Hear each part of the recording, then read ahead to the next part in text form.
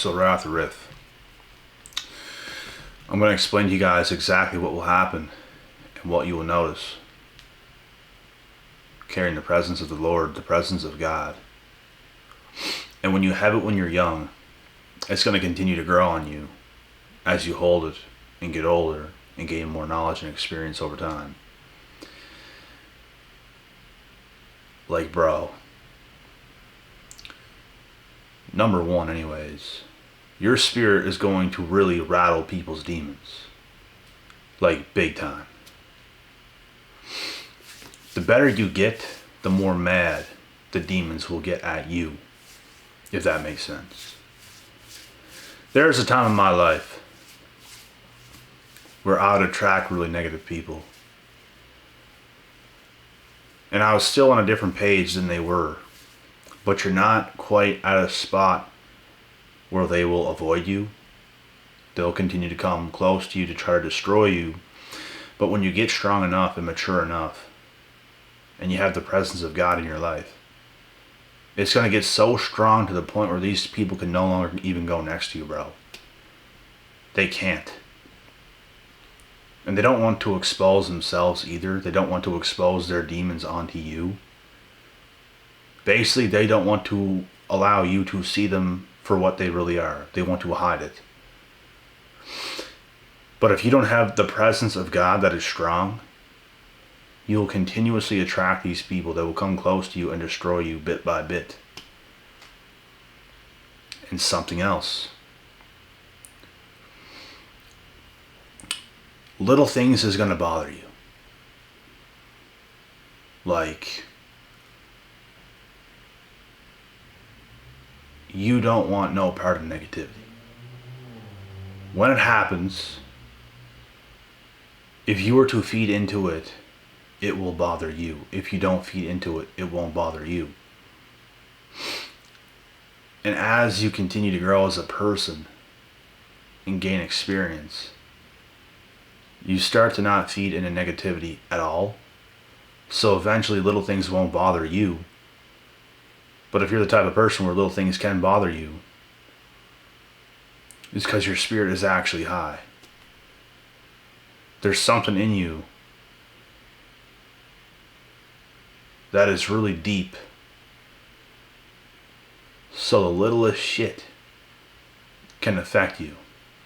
But as you grow stronger with it, it won't. You'll start to see all these things for what they are.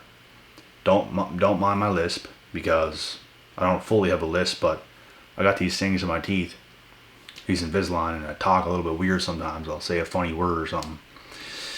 But anyways, as you grow, little things will soon not even bother you. You know how to kind of roll with it instead of being engaged in it, instead of acknowledging it fully and engaging in it. You kind of roll with it. You roll with it. You roll with it. It's like no matter what anyone does, no matter what anybody says, you can just roll it, roll it, roll it. It has no actual effect over you at all. But you're the type of person also at first that little things probably used to get to you. But like I said, you'll get to a point where it no longer does. It still could if you played into it. You just got smart enough to not play into it because you understand the level that these people are coming from. People will say the dirtiest things to try to get under your skin and whatever. People love to do it. There's someone negative that comes around the corner all the time, bro. No matter what you do, that's good. Somebody around the corner will come that is negative, and they'll try to throw you off. It's another test after test after test. And something else you're going to notice is that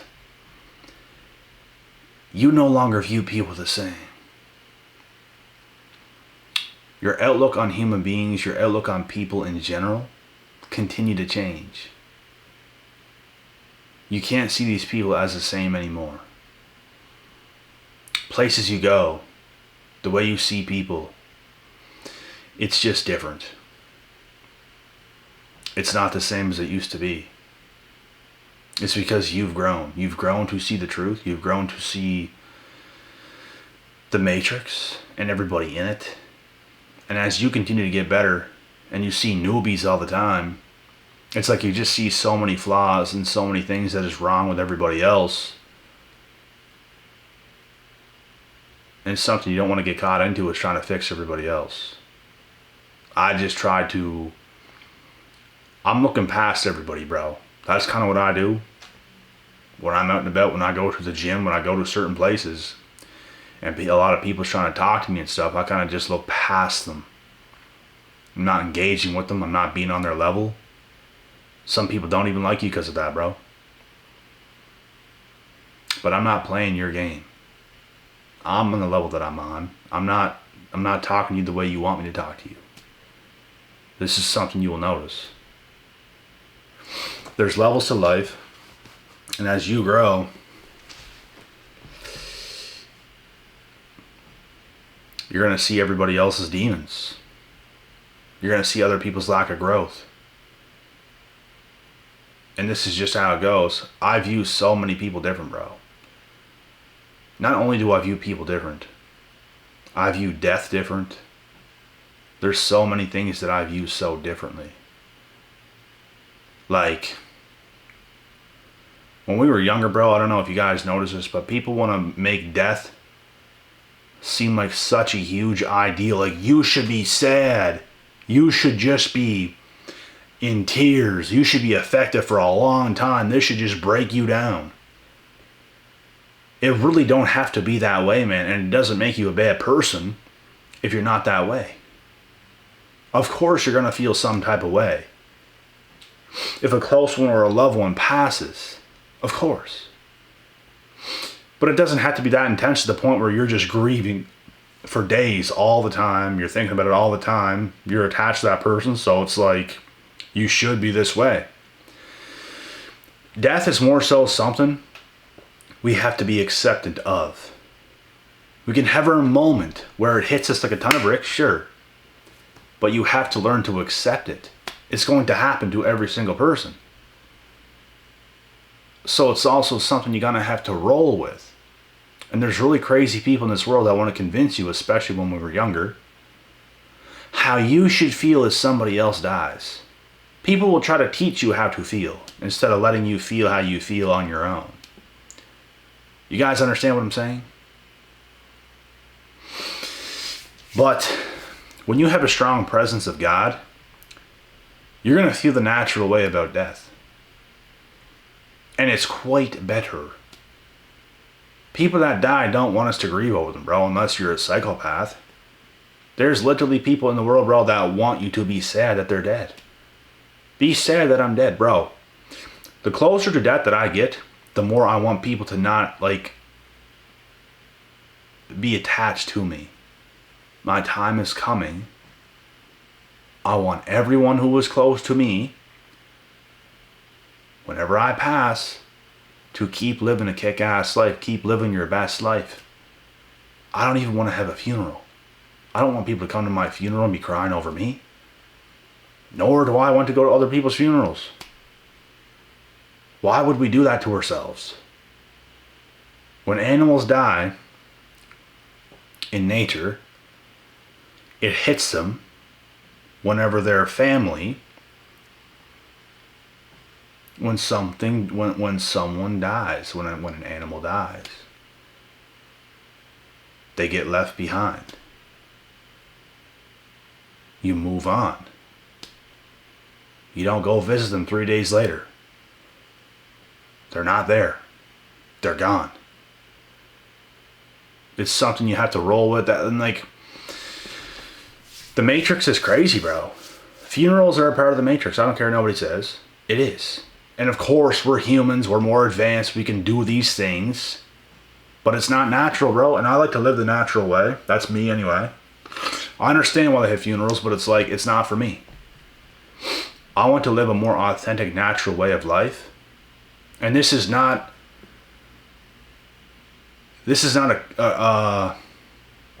I'm not contradicting myself when I say this either, because I don't want people to go to my funeral. I'm not the one being selfish and being like, yeah, I'm not going to no one else's funeral, but everyone come to mine. No, don't come to mine.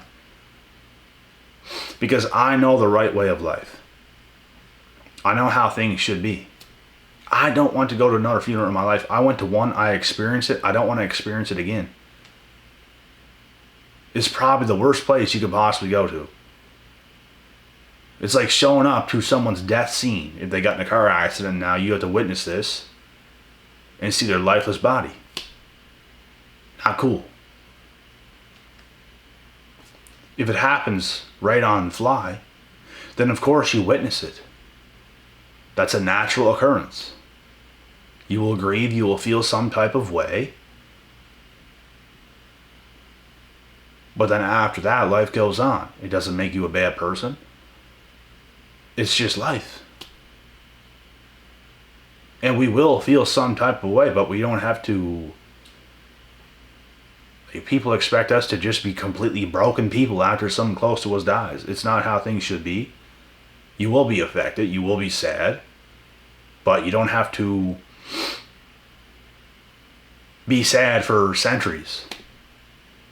I know people, bro, who I know, I'm not going to say who. There's deaths that have happened 15, 20 years ago that they're still harping on to this day. I don't mean just bringing it up every now and then and they're completely fine. They're still harping on it.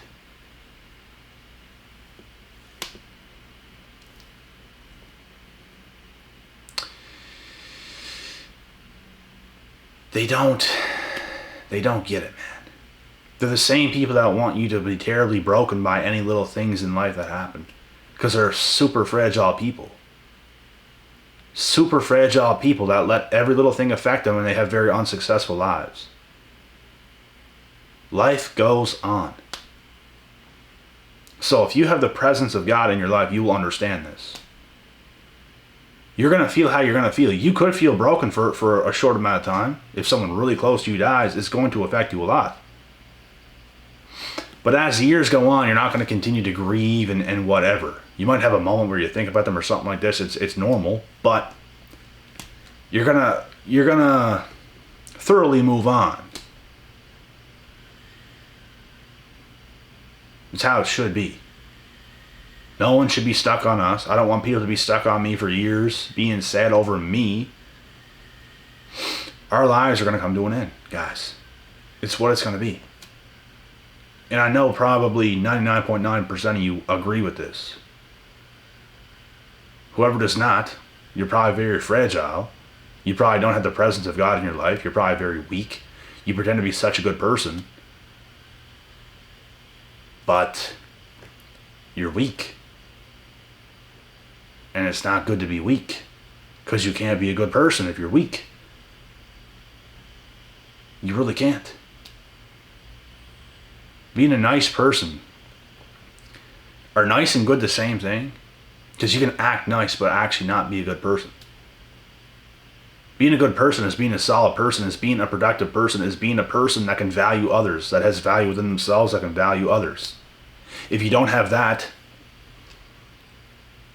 you're just a fake nice person. And this is what I've come to know in life.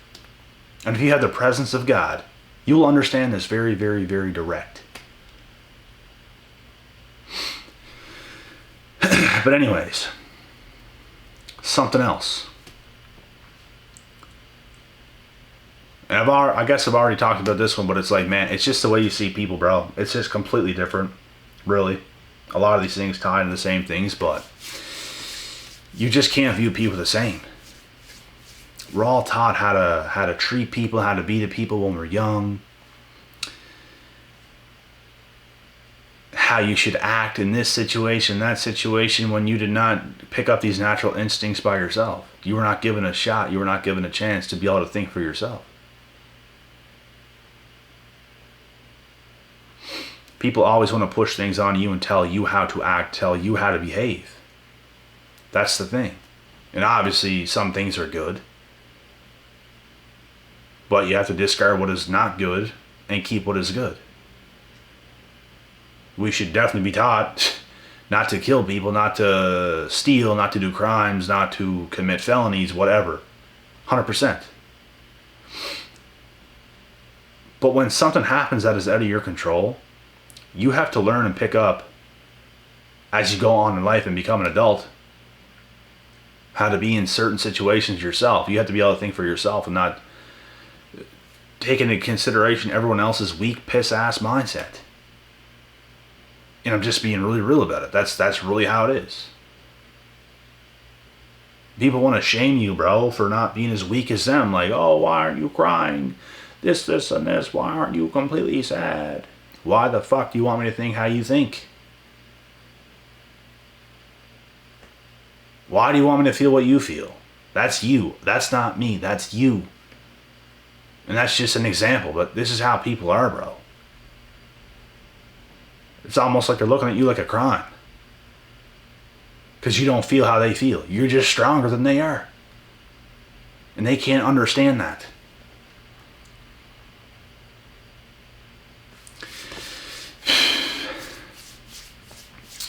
I feel things heavily when certain people or animals or whatever pass that I'm very close to. Whenever my dog died that I had since I was 18 years old and died when I was 18, that was not a fun day, bro. I felt sad, I felt mad, I felt angry, I felt all those things very deep, and I kept it in because that's kind of what us guys do for the most part. Women might just completely break down and have a meltdown in those moments, but I felt it strong. And I just felt very mad and sad at the same time. We don't express how we feel like females do. And it's females that's usually pointing the fingers at us, wondering why don't you feel how you feel and all this stuff. We're not the same. We are not the same at all. We feel things very differently. And most men are very similar in these ways. I've seen other men as well. I've witnessed my uncle lose his dog. I've witnessed things like this before, and he was just very quiet and kind of to himself, and he's not breaking down in emotion. He's a strong man. He's a solid guy. He felt the way he felt. You could tell it affected him a lot. This situation in myself as well affected me a lot, but we're not going to grieve over it. Men and women handle things very differently. Meanwhile, his wife, my aunt, is completely breaking down. But we handle things very differently. So you can't have people saying these types of things to you, bro. Trying to get you how to feel and all this kind of stuff. Making you seem like you're not a good person or that you have no feelings. These people lack understanding. And it's typically women that do that. No man says these things. It is typically women. But anyways. That was a bit off topic, but I made a point earlier that made sense to what I was saying. But I had to kind of break that down to make it make sense. But yeah, death is just something you have to be acceptant of when some people want to grieve a little bit too long and kind of hold on to things. It's not a good way to be, and it's kind of a weakness on your end. Being a guy or a girl, it's definitely a weakness. As a man, even a woman, you had to understand that life goes on. And if you have the Spirit, if you have the Holy Spirit in your life, if you have a strong presence of God, you will be much stronger than most. It's people that lack the presence of God the most that are the weakest.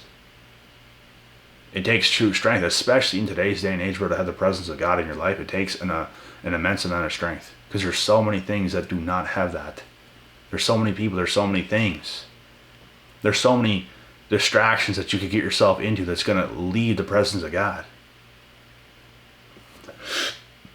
So to have it is very powerful today, and most people don't. There's people that go to church that don't. It's like they're going there to try to get understanding, but they still don't understand. I know people who go to church. They don't have the presence of God in their life. They're probably trying to get it, but they don't have it. And you don't even have to go to church to have it. In my opinion, church really has no correlation to anything. It really does not. Maybe it can help some people. It does not help me. I've been there many times. I feel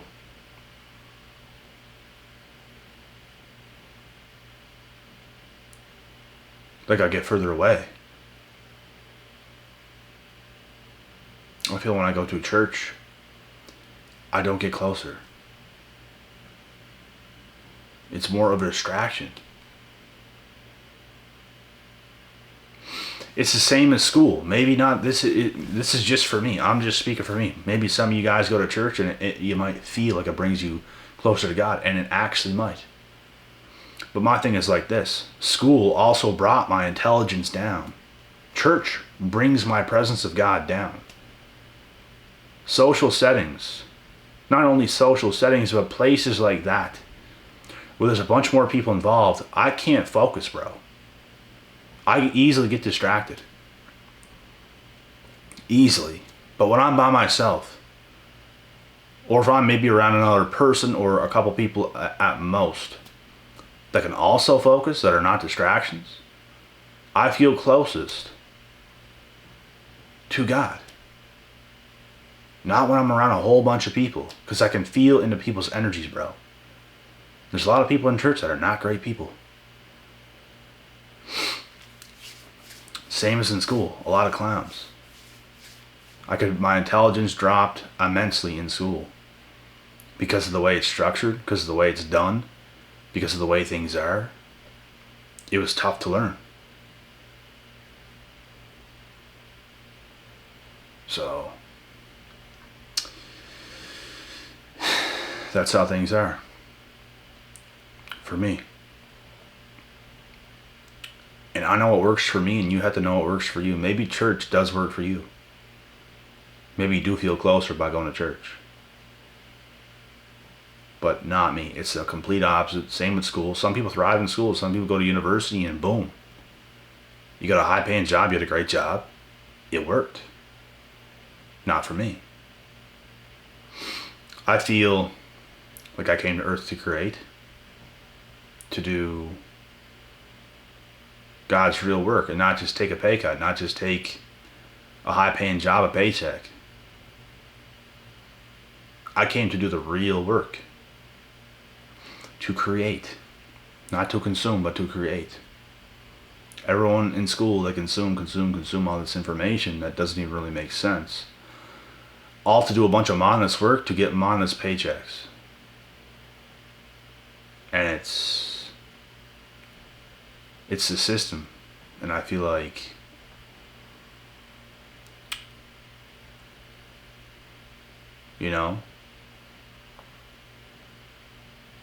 I feel like I am my own system. Creative. Born to create, born to thrive.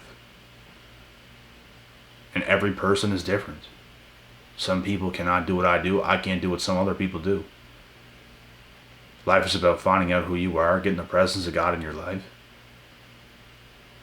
And you will get answers. You'll get the answers you always wanted. When I'm around distractions, I don't have the presence of God in my life. All of a sudden, He is gone. That's why I have a hard time getting around a bunch of people. Because they are godless people. And you start to feel godless being around that energy all the time. You really do. And I've been around that kind of energy when I was younger. And nothing good ever happened. Bad things happened. I got away. I got isolated. I got my energy straight. All of a sudden, the presence of God is in my life. All of a sudden, I'm making all the right moves. All of a sudden, my life is thriving.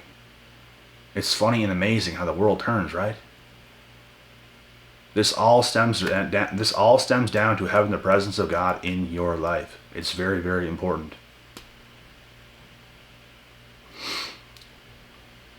Doing mindless things all the time is never going to get you anywhere. Being around mindless people is not going to get you anywhere. It'll do the exact opposite. I remember feeling on top of the world when I had nothing at all. That's because I got the presence of God in my life. Because I escaped from a whole bunch of toxicity. That alone made me feel on top of the world. That's all I ever needed to do. And in 2019, I made that happen. It is now 2022. It's going to be 2023 in about a week. Week and a half.